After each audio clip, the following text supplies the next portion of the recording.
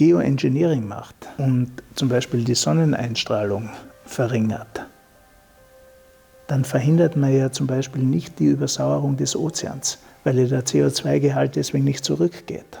Wenn wir große Stauseen bauen, hat das Auswirkungen auf die Deltaregionen, weil eben der Nachschub an Sedimenten fehlt.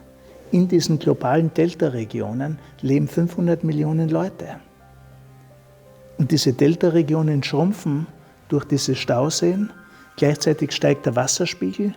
Das heißt, die Deltaregionen werden überflutet und die Übersalzung nimmt ebenfalls zu. Und stellen Sie sich in Zukunft einen Meeresspiegelanstieg von mehreren Metern her.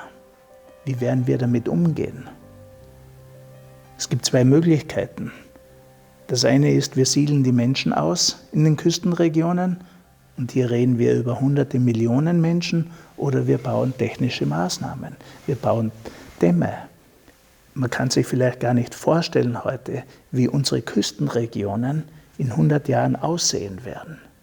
Wenn ich hernehme zum Beispiel Wasserumleitungsprojekte, die in der Planung sind, dann reden wir hier vom Wasser, das ungefähr das 20-fache des Rheinflusses bedeuten, die dann sozusagen über Distanzen von tausenden Kilometern von einem Land ins andere oder sogar von einem Kontinent in den anderen geleitet werden müssen.